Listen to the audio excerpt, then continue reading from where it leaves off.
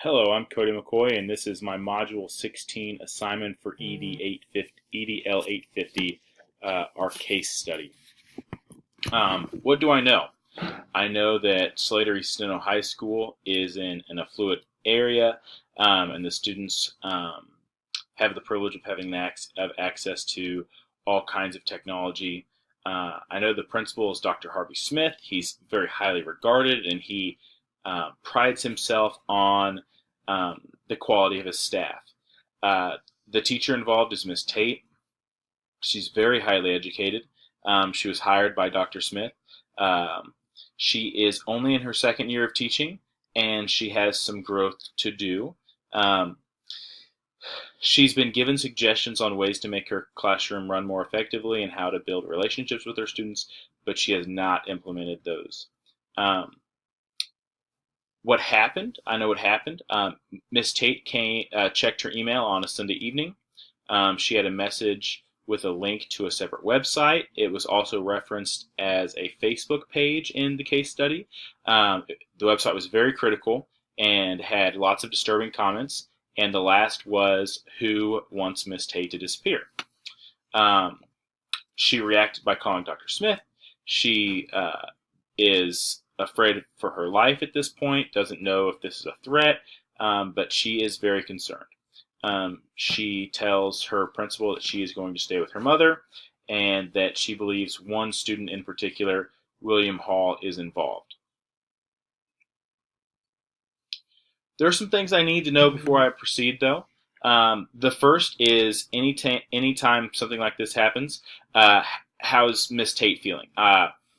As a building leader, I want to make sure that my staff feels safe and knows that I care about them and I want them to be okay. Um, I want to know, has anything else happened since she spoke with Dr. Smith? Is there anything, any new involvement in it? Uh, does she feel as though she can teach come Monday morning? Do I need to get her a substitute for the day so that she can be successful, and especially with this meeting we're going to have? I need to find out if this threat's dangerous.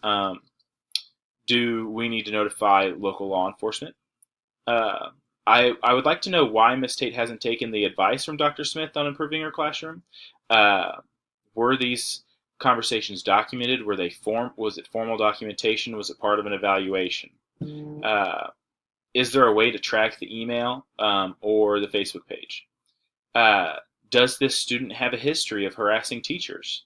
Why did she choose this student over another? She was not able to give specific reasons as to why she felt like he was a student. It was very the the reasons she gave were not very concrete. It's not he hadn't done things specifically in class. I have a plan of action. The first and foremost is to care for the teacher, Miss Tate. I would go ahead and get her a substitute for the day, especially during our meeting. I want to find out how she's feeling. Um, what has this done to her? I want to comfort her, and I want her to know that everything's be okay, and that I'm going to support her however I can. I'm going to consult local law enforcement and make sure she is aware of her legal rights, and also make sure that law enforcement knows what's going on so that they are aware. I want to investigate the incident. Part of that investigation will be contacting a couple people. One would be central office or the district, and making sure that the district leaders and the district level administrators know what's going on. I would consult the building computer technician, find out if there's a way that they can assist me in finding out who created the page and who sent the email. I'd read through the comments on the website, look for clues who wrote it. I'd contact the students' parents if I felt it was pertinent to let them know that their child was involved in an investigation, and maybe ask them questions about his whereabouts when this email was sent. And then finally, I would try to improve the building digital literacy and culture within the school. If there's an acceptable use policy, I'd have students re-review it. I'd also send it home. We would have professional development in the building around digital literacy and classroom climate, and then I would advise teachers on stress management in the classroom. Not all stress is bad. In fact, some stress is needed in the educational setting, but we definitely need to manage that stress and make sure our kids are being as successful as they possibly can. As far as resolving issues, there's a couple things I'd do. I would take disciplinary measures. Students who are identified and proven to have been involved in the case would have disciplinary measures taken against them, and this would be in accordance with district and board policies. For example, in our school district, this would be a suspension, and then it could even lead to a hearing and maybe even a long-term suspension. I'd work with Miss Tate with her growth plan on her classroom climate. We would sit down and develop a plan with action steps on how she can improve the climate in her classroom. She would create goals, and one of the goals would be a way to reduce stress in her classroom, but not eliminate stress. Like I said, one of her strengths is that she cares about the rigor of her classroom, and that's always a good thing. I would help improve the digital culture in the building.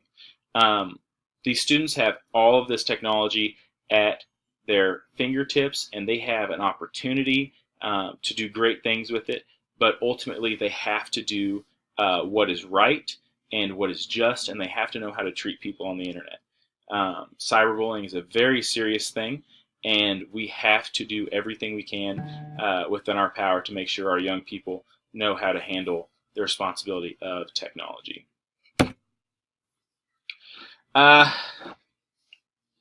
Debriefing the problem, there was a few things. As I read through the case study, some things really struck me. It's difficult to console a teacher and discipline at the same time, or give advice at the same time. We have to make suggestions to the teacher in regards to best practices, and we are unaware of who actually made the post at this time. That's kind of what I was thinking, is that how can we find out who made the post, and how can I console this teacher while also helping her improve in her practices? Does the district already have an acceptable use policy in place? Was this on a district server or even a district device? Feeling I struggled with the culture of the school. It's just a little bit different than what I'm used to. So that's something that I would have to, help get some help with. I felt bad for the teacher, Miss Tate. No one should have to go through that. No one should have any kind of threat taken against them. And that's another thing. She perceived it as a threat, and her perception has to be valued. Like I said, I value Miss Tate. She's well educated. She's interested in teaching practices. We just have to help her grow into an educator that cares about the climate of her room a little bit more and the stress level of her students. I value the students. They have a lot of stress around this class, and their stress is caused by caring for their grades, and they want to be successful. They just need help learning how to manage that stress. I value the culture of the students. They have access to the latest technology, and that can be a great tool, like I already said. But at least someone in that school doesn't know how to use that technology responsibly. As far as professional ethics is concerned, I cared for the academic success because my plan calls for improving digital literacy throughout the entire school. My plan calls for a growth plan to improve the teaching of Miss Tate so that all students can be successful in her class. And my plan also calls for holding students accountable for their actions. When we don't hold students accountable, we are not doing what's best for them in the long run. The well-being. To ensure the well-being of all of our students, I call for cyberbullying focus and helping change the climate within the school. and the entire time I did everything I could to keep cultural relevance in the discussion and take that into account. Ethically, I cared for Miss Tate while also helping her grow as a professional. I consoled her. I found out what she needed. I offered to get her a substitute. I did these things to make her feel comfortable, but I also planned to discuss her teaching practices and how I can help her. And the second thing I did ethically was I consulted with people whose expertise is different than mine. So I consulted with law enforcement and the computer tech. These two people really helped me in my work, and they helped me investigate the matter, and they would be able to advise me when I needed it. That is what I would do in this situation as a building leader. Thank you for watching.